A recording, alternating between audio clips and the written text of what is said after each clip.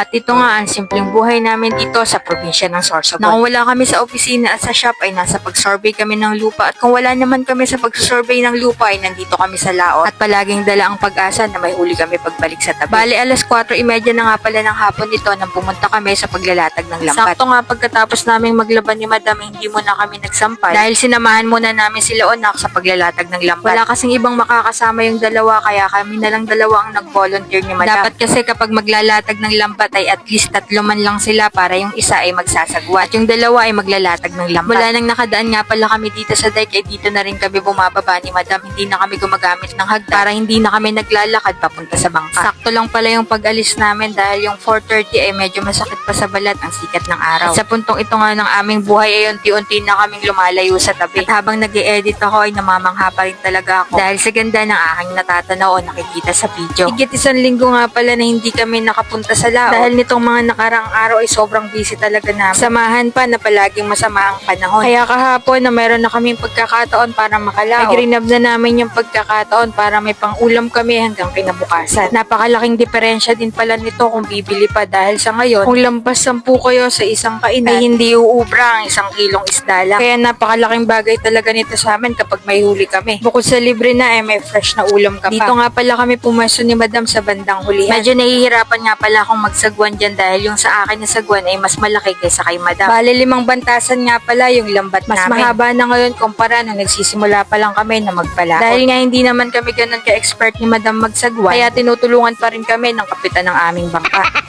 Tinatawanan nga ako dito ni Madam dahil para lang daw akong naghahalo ng pagkain habang niluluto sa malaking kawali.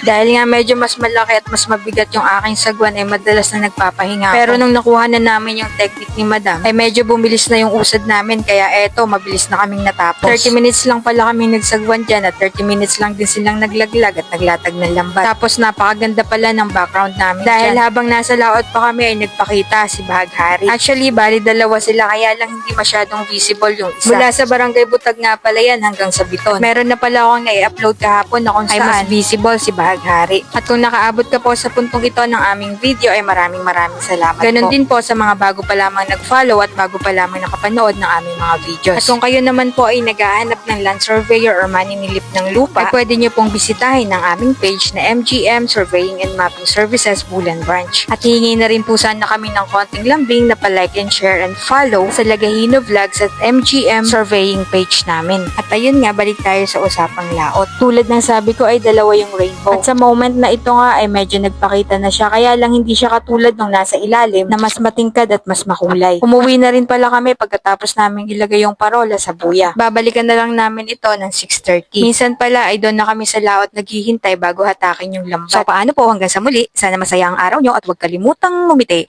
Huwag kalimutang mag-like, share, comment, and follow. Bye!